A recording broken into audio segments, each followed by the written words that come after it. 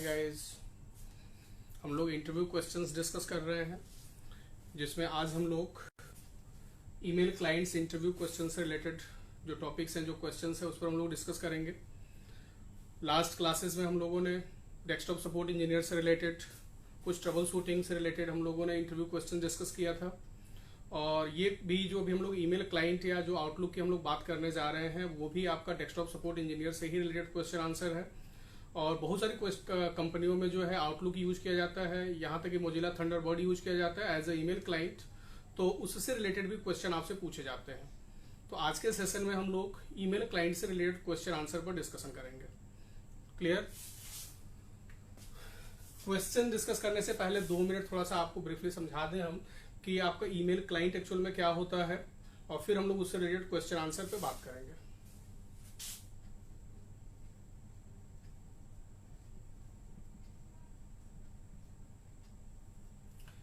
देखिए, email client, email हम सभी जानते हैं एक तरह से एक सर्विस है वो, जिसका यूज करके हम लोग अपने डॉक्यूमेंट को या अपने टेक्स्ट को, इंफॉर्मेशन को हम लोग एक आईडी से दूसरी आईडी पर सेंड करते हैं। तो जनरली हम लोग ईमेल सेंड करने के लिए क्या करते हैं कि ब्राउजर ओपन किया, हमने ब्राउजर में अपना आईडी पासवर्ड लॉगिन किया, फिर लॉगिन करके जो भी कंपोज का ऑप्शन आएगा उसका यूज किया और हमने किसी को मेल सेंड कर दिया। बट हम ये चाहते हैं कि अगर कोई हमें ईमेल सेंड करता है तो डायरेक्ट किसी एक एप्लीकेशन में आए, या हमें भी अगर मेल सेंड करना हो तो ब्राउजर ओपन ना करना पड़े। इसके लिए हम एप्लीकेशन यूज करते हैं, और बहुत ज्यादा जो पॉपुलर एप्लीकेशन है उस एप्लीकेशन को हम लोग बुलाते हैं एमएस आउटलुक। ये एमएस आउटलुक जो है ये हमें माइक्रोसॉफ्ट ऑफिस के अंदर मिल जाता है, और इस एप्लीकेशन का यूज करके हम लोग एक दूसरे को मेल भेज सकते हैं, और जो भी मेल है वो सब डायरेक्ट हमारे कंप्यूटर में आकर के स्टोर होते हैं। ऑप्शन होता है इसमें कि हम ऐसी सेटिंग कर दें कि जो मेल है वो हमारे जीमेल की आईडी पर भी, यानी जो भी ईमेल आईडी हो, जीमेल के अलावा दूसरे भी हो सकते हैं, उस पर भी सेव हो, और वो हमारे आउटलुक पर भी सेव हो। और जब हमारे पास लोकली सेव होता है तो उसका हम बेनिफिट ये उठा पाते हैं कि अगर इस टाइम इंटरनेट नहीं चल रहा है तब भी हम पुराने ईमेल्स को रीड कर सकते हैं।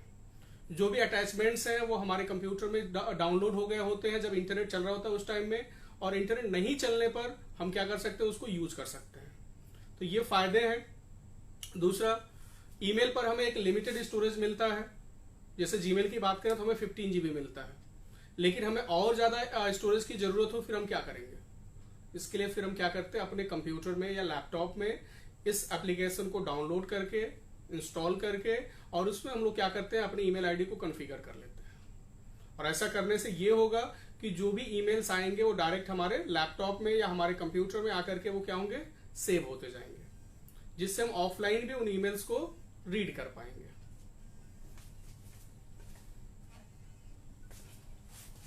ओके, तो अभी हम लोग आउटलुक से रिलेटेड क्या क्वेश्चन आंसर आपसे पूछे जा सकते हैं उसके बारे में हम लोग बात करने जा रहे हैं, और कुछ क्वेश्चन आंसर हम लोग डिस्कस करने जा रहे हैं।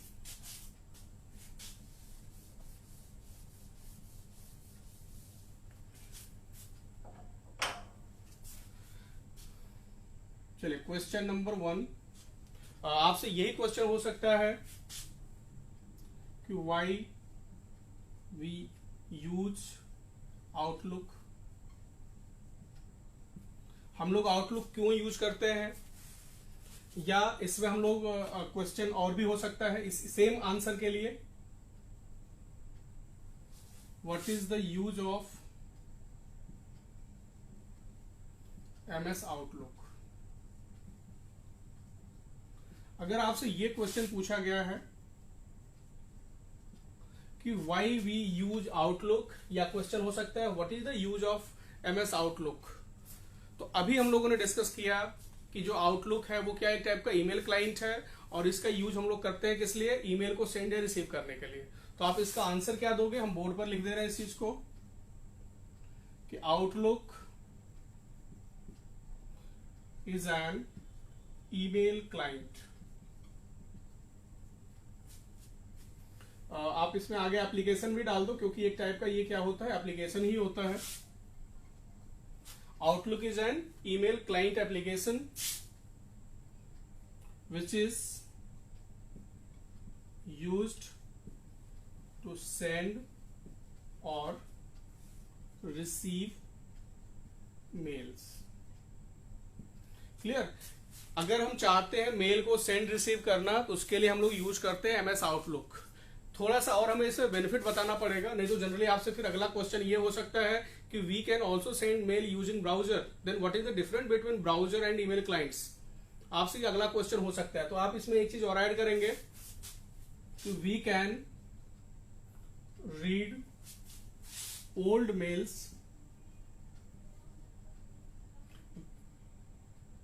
we can read old mails when we are offline। क्लियर। आपको ये चीज क्लियर करना पड़ेगा इंटरव्यूअर के सामने कि we can read old mails when we are offline, यानी हम लोग पुराने मेल को पढ़ सकते हैं जब हम ऑफलाइन हो उस टाइम भी।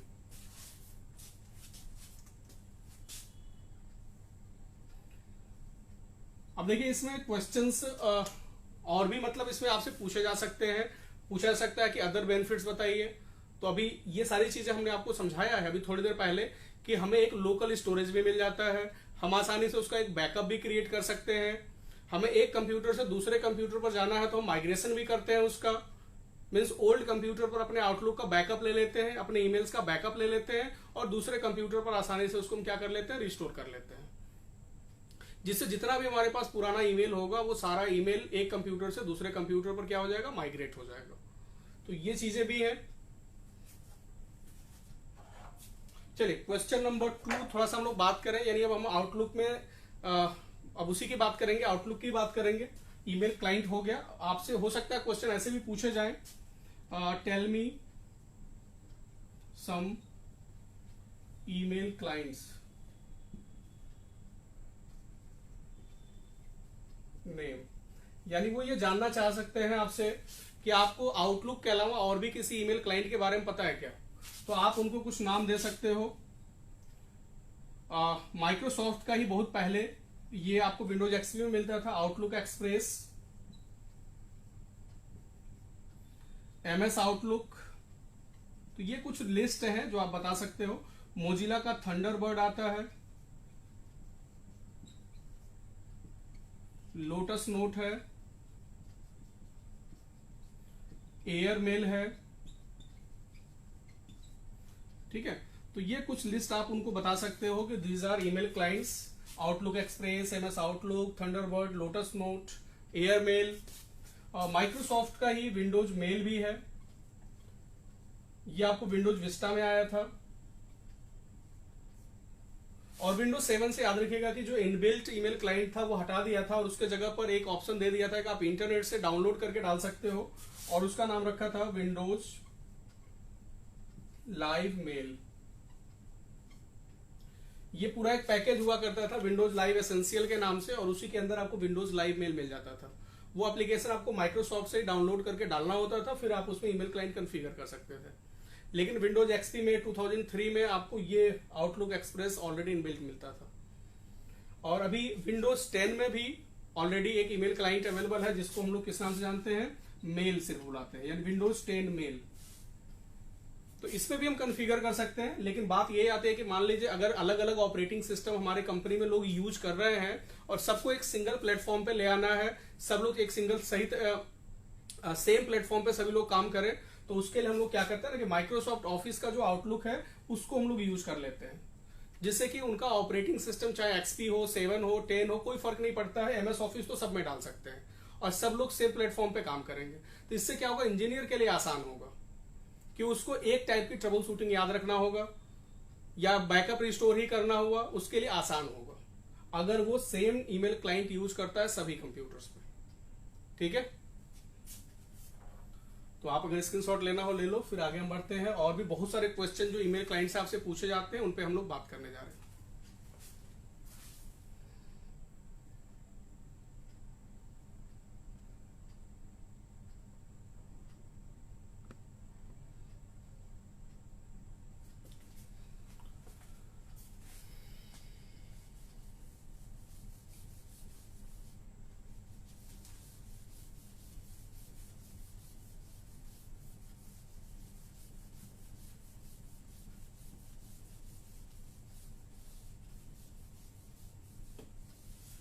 चलिए, तो आउटलुक से रिलेटेड आपसे क्वेश्चन हो सकता है अगला, which protocol is used to send mail. अगला क्वेश्चन हो सकता है कि किस प्रोटोकॉल का यूज करते हैं हम लोग मेल को सेंड करने के लिए। तो आपका आंसर होगा SMTP प्रोटोकॉल। SMTP का पूरा नाम होता है simple mail transfer protocol. Clear? तो आंसर क्या देंगे आप? SMTP protocol is use to send mail.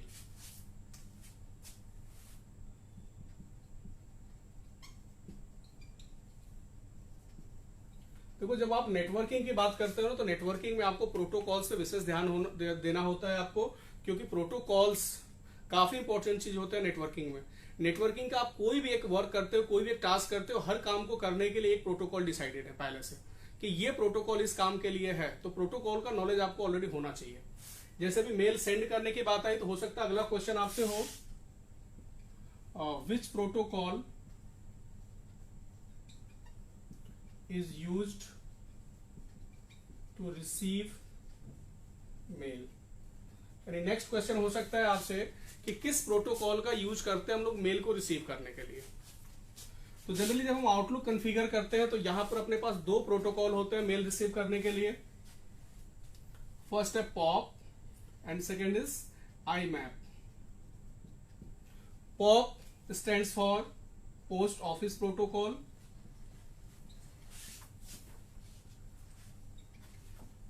and IMAP stands for Internet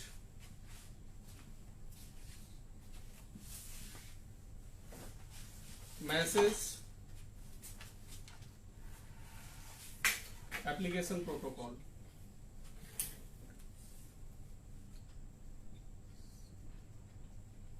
ठीक है, तो ये दो प्रोटोकॉल्स हैं जिनका यूज करते हैं हम लोग किस लिए? मेल को रिसीव करने के लिए। यहां पर आपके पास ऑप्शन होता है कि आप कौन सा प्रोटोकॉल चूज करोगे मेल को रिसीव करने के लिए। तो यहां पर आपसे अगला क्वेश्चन ये भी पूछा जा सकता है, क्वेश्चन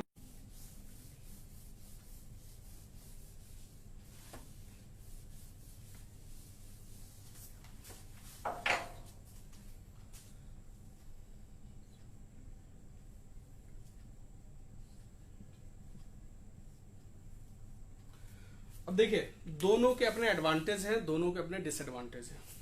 अलग अलग सिनेरियोज में, अलग अलग केसेस में हम लोग पॉप यूज करते हैं, और सेम ऐसे ही हम लोग IMAP भी यूज करते हैं। सॉरी, थोड़ा सा नेटवर्क इशू आ गया था, कोई दिक्कत नहीं, आगे बढ़ते हैं। तो पॉप और IMAP, इन दोनों की बात कर रहे हैं हम लोग। ठीक है, तो pop post office protocol, IMAP आपका इंटरनेट मैसेज एप्लीकेशन प्रोटोकॉल। तो इन दोनों में हम लोग अंतर की बात कर रहे थे, और एक सिनेरियो का भी हम लोग डिस्कस करने वाले थे कि पॉप और IMAP कहां पर हम लोग यूज करते हैं। सोचिए आपके पास एक लैपटॉप है, तो लैपटॉप में स्टोरेज की कोई कमी नहीं होती है। आजकल अच्छा खासा 1 TB तक हार्ड डिस्क जनरली मिल रहे हैं, तो यहां पर स्टोरेज से दिक्कत नहीं है। अगर हमारे पास कोई ईमेल आता है और वो ईमेल आकर के डायरेक्ट अगर जो भी उसके अटैचमेंट्स हैं वो हमारे कंप्यूटर में अगर डाउनलोड हो जाए तो कोई दिक्कत नहीं होगी, यानी हमारे पास स्टोरेज की कमी नहीं होगी। बट यही अगर सिनेरियो हम बात करें अपने स्मार्टफोन के लिए, तो स्मार्टफोन में क्या होता है, एक लिमिटेड स्टोरेज है भाई, 32 GB, 64 GB, 128 GB। यही अभी 128 GB तो समझो बहुत कम लोगों के पास है, 32 या 64 GB जो लोग जनरली यूज कर रहे हैं।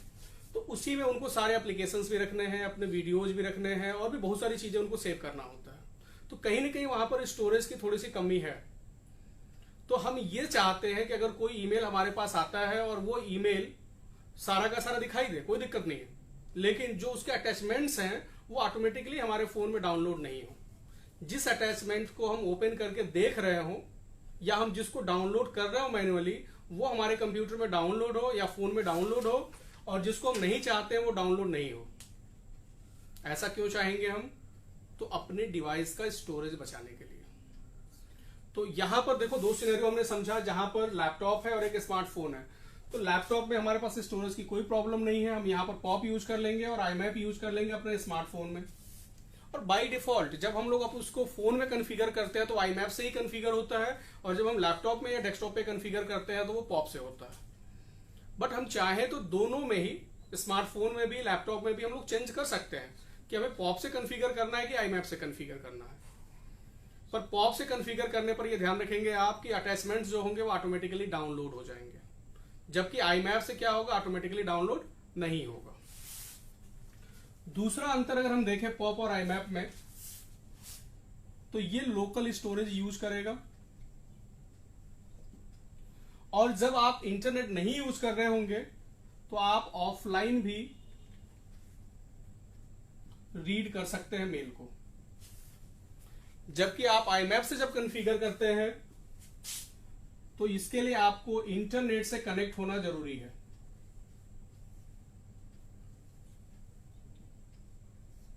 इंटरनेट से कनेक्ट होना इसलिए जरूरी है क्योंकि वो सभी ईमेल्स जो है आपके फोन में डाउनलोडेड नहीं है। हाँ, कुछ जो उसके हिस्ट्री में कैश में होंगे उतने ईमेल्स तो आप बिना इंटरनेट का देख लेते हो। आप अपने फोन में ट्राई किए होंगे कि जब इंटरनेट नहीं चलता है तो कुछ जो कैश्ड मेल हैं, यानी जिसको आपने एक बार देख लिया है, वो ईमेल्स जो है एक बार तो ओपन हो जाते हैं। लेकिन अगर अभी हम पुराना मेल ओपन करना चाहें तो क्या होगा, वो ओपन नहीं होता है, बोलता है इंटरनेट नॉट कनेक्टेड, ऐसा करके आपको एरर मिलता है। ऐसा इसलिए होता है क्योंकि आईमैप में एक्चुअल में आपका लोकल स्टोरेज यूज नहीं किया जाता है। आपके जो ईमेल्स हैं वो इंटरनेट पर सेव होते हैं, मेल सर्वर पे सेव होते हैं, और जैसे आप उस ईमेल क्लाइंट का यूज करके, एप्लीकेशन का यूज करके आप अपने ईमेल्स को रीड करना चाहते हो, तो ये आपका फोन मेल सर्वर से सिंक्रोनाइज करता है और फिर वहां से ईमेल्स को उठा करके आपको देता है। ठीक है, यानी आईमैप में जनरली क्या हो रहा है, आप देखोगे कि आईमैप में लोकल स्टोरेज यूज नहीं हो रहा है, और मेल पुराने भी रीड करने के लिए ये जरूरी है कि हमारे उस डिवाइस में इंटरनेट चल रहा होना चाहिए। जबकि पॉप में क्या है कि लोकली वो आकर के सेव हो रहा है हमारे डिवाइस में, और इंटरनेट नहीं भी चल रहा है तब भी हम पुराने ईमेल्स को रीड कर सकते हैं। दिमाग में ये नहीं रखेंगे कि ये हमेशा ऑफलाइन ही काम करता है। ठीक है, इंटरनेट जब रहेगा उस टाइम सारे मेल डाउनलोड हो गए, और अभी इंटरनेट नहीं चल रहा तो हम पुराने ईमेल्स को रीड कर सकते हैं और मेल सेंड भी कर सकते हैं। याद रखिए, सेंड करने के लिए आपको इंटरनेट चाहिए दोनों केसेस में, बिना इंटरनेट का मेल सेंड नहीं होगा। हाँ, इसमें यह जरूर है कि आप मेल को पूरा का पूरा कंपोज कर लो और ड्राफ्ट में सेव कर लो या आउटबॉक्स में सेव कर लो, जैसे ही नेट आएगा ऑटोमेटिकली वो क्या हो जाएगा, सेंड हो जाएगा। ये पॉसिबिलिटी है। तो ये पॉप और आईमैप में अंतर। कुछ अंतर और समझ लेते हैं। अगर आपके पास एक से ज्यादा डिवाइसेस हैं और सेम ईमेल आईडी को आप सभी डिवाइसेस पर कॉन्फ़िगर करना चाह रहे हो, मतलब ये सोचिए आपके पास एक लैपटॉप है और एक डेस्कटॉप भी है और आपके पास एक स्मार्टफोन भी है, तीनों है।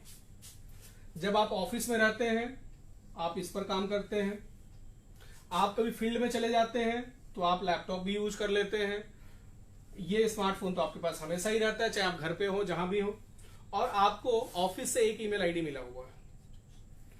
उसी ईमेल आईडी को आप चाहते हो कि लैपटॉप पर भी कॉन्फ़िगर कर लें, डेस्कटॉप पर भी कॉन्फ़िगर कर लें और अपने फोन पर भी कॉन्फ़िगर कर लें, तीनों जगह। देखो, आप तीनों जगह कॉन्फ़िगर कर सकते हो, कोई प्रॉब्लम नहीं है। सेम ईमेल आईडी तीन जगह कॉन्फ़िगर हो सकता है, तीन से ज्यादा भी हो सकता है। बट अब बात यह आएगी कि यहां पर आप प्रोटोकॉल कौन सा डिसाइड करोगे, आप पॉप लोगे या आईमैप लोगे। अगर आप पॉप लेते हैं तो क्या कंडीशन होगा, देखिए आपको पता है कि पॉप लेने से यह होगा कि जो भी ईमेल्स आएंगे वो यहां पर लोकली स्टोर होते जाएंगे। वही मेल यहां भी आएगा, यहां भी उसकी एक कॉपी यहां भी बनेगा और उसी की सेम कॉपी यहां भी बनेगा। तीनों जगह पर सेम डेटा आएगा, सेम ईमेल्स आएगा, क्योंकि तीनों जगह पर सेम ईमेल आईडी है और तीनों ही डिवाइस में लोकली स्टोर होगा, यानी इनका लोकल स्टोरेज यूज होगा। अब अगर आप एक ईमेल यहां से डिलीट करते हैं तो क्या ये इन दोनों जगह से डिलीट होगा? अगर आप पॉप यूज कर रहे हैं तो डिलीट नहीं होगा। इसलिए नहीं होगा क्योंकि ये आपके लोकल स्टोरेज डिवाइस में डाउनलोड हो गए थे, और जब लोकल स्टोरेज डिवाइस में डाउनलोड हुआ है और आपने यहां से डिलीट किया है तो ये सिर्फ आपके स्टोरेज डिवाइस से डिलीट हुआ है, मींस इस डिवाइस से डिलीट हुआ है, दोनों डिवाइस से डिलीट नहीं होगा। अगर आप चाहते हो तीनों जगह से डिलीट करना, तो फिर आपको अपना ईमेल आईडी ब्राउजर पर ओपन करके उस मेल को डिलीट करना पड़ेगा। लेकिन उसके लिए भी कंडीशन देखिए आउटलुक में होता है कि हम अपने ईमेल सर्वर से डिलीट कर दें तो यहां से डिलीट हो जाए। अगर ऐसा कोई कंडीशन आप लगाते हो तो ये पॉसिबल है। नहीं तो जनरली पॉप में क्या होगा, तीनों जगह पर लोकल स्टोरेज होगा और एक जगह डिलीट करने पर तीनों जगह नहीं होगा। ठीक है, तो जब भी हमें मल्टीपल डिवाइस पर सेम आईडी कॉन्फ़िगर करना होता है तो हम लोग क्या करते हैं, आई मैप यूज कर लेते हैं। क्योंकि आई मैप में डेटा ना यहां सेव होगा, ना ही यहां सेव होगा, ना ही यहां सेव होगा। वो एक्चुअल में सेव कहां होगा, जो कंपनी का ईमेल सर्वर होगा वहां सेव होगा, और ईमेल सर्वर से ही सिंक्रोनाइज होकर के यहां भी शो करेगा, यहां भी शो करेगा और आपके फोन में भी शो करेगा। क्योंकि आई मैप में आपका लोकल स्टोरेज सेव यूज नहीं कर रहा, वो आपका ईमेल कहां पर रहेगा, ईमेल सर्वर पर। इंटरनेट से तीनों डिवाइस आपके कनेक्टेड हैं। जो भी ईमेल्स यहां पर रिसीव होगा वो ईमेल यहां, यहां और यहां तीनों जगह पर शो करेगा। अब अगर आप किसी एक डिवाइस पे कोई भी एक्टिविटी करते हो, चाहे आप मेल सेंड कर रहे हो या कोई मेल आया, तीनों जगह दिखाएगा। यहां से डिलीट करोगे, एक्चुअल में वो इस डिवाइस से डिलीट नहीं हुआ, वो कहां से डिलीट हुआ, आपके ईमेल सर्वर से डिलीट हुआ। और जब आपको पता है कि ईमेल सर्वर से डिलीट हो जाएगा, मींस इन दोनों डिवाइस पर भी नहीं दिखाएगा। या आप यहां से कोई ईमेल सेंड कर रहे हो तो सेंट आइटम में जो आपके मेल दिखाता है वो सिर्फ यहां ना दिखा करके इन दोनों जगह दिखाएगा। एक्चुअल में आपके इस डिवाइस में जितने भी ईमेल फोल्डर्स हैं, चाहे आपका इनबॉक्स है, आउटबॉक्स है, ड्राफ्ट है, वो एक्चुअल में वो आपके डिवाइस का स्टोरेज नहीं यूज कर रहा है, वो यूज हो रहा है आपके ईमेल सर्वर से। और ये तीनों डिवाइस पर सेम डेटा आएगा क्योंकि तीनों ही डिवाइस पर सेम ईमेल आईडी कॉन्फ़िगर है, जिससे कि आप एक डिवाइस से जब कोई भी चेंजेस करोगे तो वो चेंजेस जो है बाकी के डिवाइसेस पर भी आपको दिखाई देगा। ठीक है, तो ऐसा नहीं कि आई मैप जो है उसके अंदर बहुत सारा डिसएडवांटेज है, ये मेल को डाउनलोड नहीं करता है। ठीक है, अपने अपने दोनों के फायदे हैं। अगर हम परमानेंट स्टोरेज चाहते हैं, या हम ऐसा भी चाह सकते थे कि हमारे लैपटॉप पर पॉप से कॉन्फ़िगर हो और इन दोनों पर आई मैप से कॉन्फ़िगर हो, ये पॉसिबल है, ऐसा हो सकता है। तो यहां दोनों जगह टेम्परेरी स्टोर होगा, यहां पर परमानेंट स्टोर होगा। ठीक है,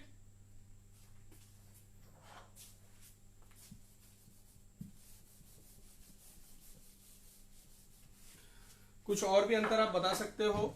अगर पॉप से आप कॉन्फ़िगर कर रहे हो तो जो फाइल बनता है वो .pst फाइल होता है, और जब आप IMAP से कॉन्फ़िगर करते हो तो .ost फाइल बनता है। ये उस फाइल का एक्सटेंशन है जहां पर आपके मेल सेव होते हैं।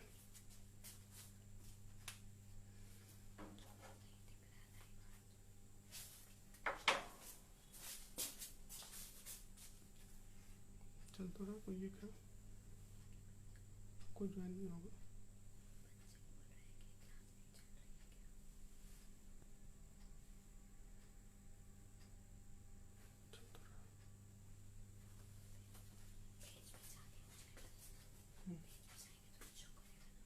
लाइव के अंदर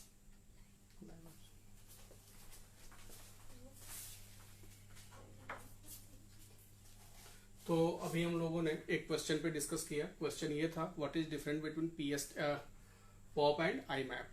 POP and IMAP both are used for receiving emails. POP downloads attachments while IMAP does not download attachment automatically, and POP uses local storage.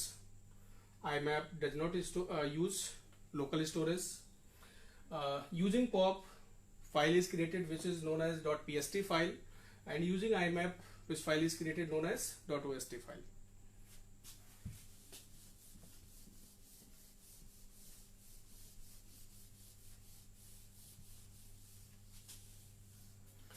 तो देखिए अभी बहुत सारे क्वेश्चंस जो हैं वो आउटलुक से बनते हैं, थोड़ा सा उनके बारे में भी और बात करते हैं हम लोग। जैसे अगर प्रोटोकॉल्स की बात होती है तो यहाँ पर आपसे पोर्ट नंबर भी पूछ लिए जाते हैं। पोर्ट नंबर, चलो जितने भी प्रोटोकॉल्स है, हर एक प्रोटोकॉल का नेटवर्क में एक एड्रेस होता है। जैसे डिवाइसेस का एक एड्रेस होता है जिसको हम लोग आईपी एड्रेस या दूसरा एक और एड्रेस है मैक एड्रेस, वो बुलाते हैं हम लोग। वैसे ही जितने भी प्रोटोकॉल्स है, हर एक प्रोटोकॉल का भी क्या होता है, एक एड्रेस होता है। और इसी प्रोटोकॉल के एड्रेस से एक डिवाइस दूसरे डिवाइस को पहचानते हैं कि उस डिवाइस पर ये प्रोटोकॉल कॉन्फ़िगर है कि नहीं है। तो हर एक प्रोटोकॉल का क्या है, एक पोर्ट नंबर है। क्योंकि अभी हम लोग ईमेल क्लाइंट की बात कर रहे हैं, तो ईमेल क्लाइंट में जो प्रोटोकॉल्स यूज हो रहे हैं उन प्रोटोकॉल्स का पोर्ट नंबर क्या है, ये भी आपसे पूछा जा सकता है यानी कि क्वेश्चन आपसे ऐसा हो सकता है, विच what is the default port number of SMTP। यह आपसे क्वेश्चन हो सकता है कि SMTP का डिफॉल्ट पोर्ट नंबर क्या है। SMTP किस लिए है? मेल को सेंड करने के लिए। तो इसका डिफॉल्ट पोर्ट नंबर पूछ रहे हैं। क्या दूसरे टाइप का भी पोर्ट नंबर होता है? तो बिल्कुल होता है।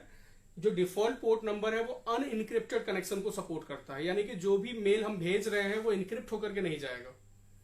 तो मेल को इनक्रिप्ट करने के लिए, जिससे कि हमारा मेल सिक्योरली डेस्टिनेशन पर पहुंचे, उसके लिए प्रोटोकॉल्स डिफाइन किए गए हैं, जिसमें से एक प्रोटोकॉल है आपका SSL, सिक्योर सॉकेट लेयर, और एक प्रोटोकॉल है आपका ट्रांसपोर्ट लेयर सिक्योरिटी, TLS। ये प्रोटोकॉल्स यूज किए जाते हैं जो भी हम मेल सेंड कर रहे हैं उसको इनक्रिप्ट करने के लिए।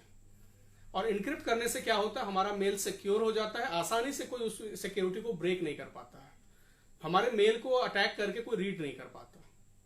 तो अभी आजकल के जितने भी ईमेल सर्वर्स हैं वो सबके सब ये सिक्योरिटी यूज करते हैं, इसलिए जब भी हम ईमेल क्लाइंट कॉन्फ़िगर करते हैं तो हमें SSL TLS पोर्ट नंबर ही डालना पड़ता है। अभी डिफॉल्ट पोर्ट नंबर से कॉन्फ़िगरेशन नहीं हो रहा है।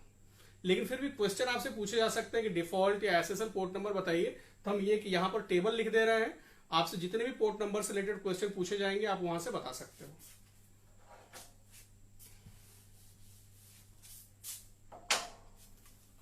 तो जनरली जो प्रोटोकॉल्स हैं आपका POP, IMAP, SMTP, HTTP भी है। जब हम ब्राउजर का यूज करते हैं, ब्राउजर से कोई भी वेब पेज को हम ओपन करते हैं, तो HTTP या HTTPS, इन दोनों में से कोई यूज होता है। तो अभी हम लोग इनके भी पोर्ट नंबर्स के बारे में डिस्कस कर लेंगे। अब देखिए POP, IMAP, SMTP, HTTP, इनके डिफॉल्ट पोर्ट नंबर भी हैं और SSL पोर्ट नंबर भी है।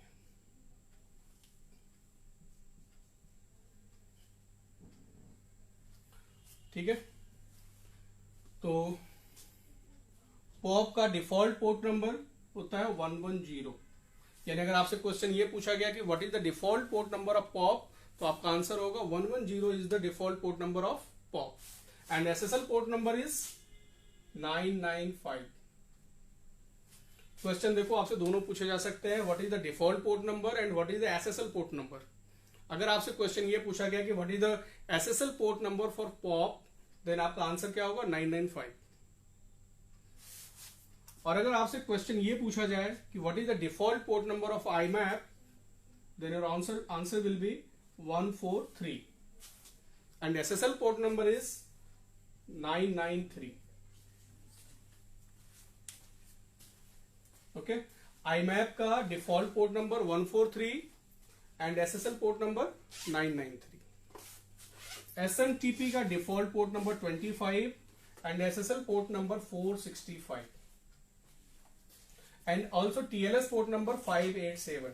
SMTP में आपको TLS पोर्ट नंबर भी है, आप SSL या TLS दोनों से कॉन्फ़िगर कर सकते हो, यानी पोर्ट नंबर आप 465 और 587 दोनों यूज कर सकते हो। तो क्वेश्चन आपसे ये पूछा जा सकता है what is the port number of SMTP। तो अगर आपसे सिर्फ ऐसा पूछा गया कि SMTP का पोर्ट नंबर क्या है, तो आपको बताना पड़ेगा कि SMTP uses default port number 25 and SSL port number 465 and it also uses TLS port number 587। ठीक है, क्वेश्चंस ये देखो, ये जो टेबल हम यहां पर लिख रहे हैं इससे कई क्वेश्चन बनेंगे, आपसे POP, IMAP, SMTP सबसे रिलेटेड क्वेश्चन पूछे जा सकते हैं। HTTP का पोर्ट नंबर कितना होता है 80, और जब इसी को SSL के साथ लिखते हैं इसी को हम लोग HTTPS बुलाते हैं।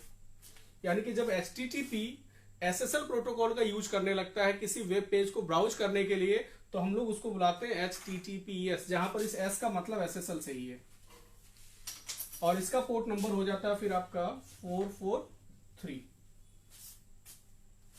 ठीक है, और भी बहुत सारे पोर्ट नंबर से, जितने भी प्रोटोकॉल से, हर एक प्रोटोकॉल का अपना एक पोर्ट नंबर होता है, ये याद रखेंगे, आप इंटरनेट से भी सर्च कर सकते हो।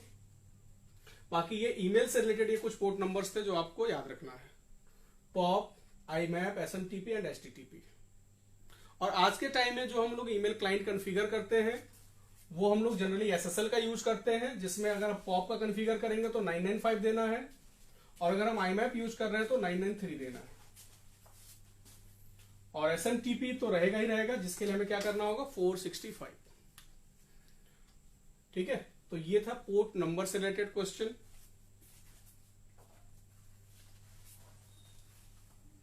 ठीक है, इसको मिटा रहे हैं। कुछ लोगों के पास ये लोगों का मैसेज आ रहा है कि चल नहीं रहा क्या। एक ही लोग ज्वाइन किए हैं क्या?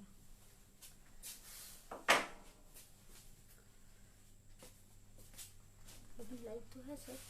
कुछ लोगों पर अभी ये शो नहीं कर रहा है। एक बार फेसबुक, बहुत सारे लोगों का मैसेज आ रहा है, तो थोड़ा सा अभी हम क्लास को रोक रहे हैं और 2 मिनट के लिए हम थोड़ा चेक कर रहे हैं, हो सकता है कुछ टेक्निकल इश्यू हो।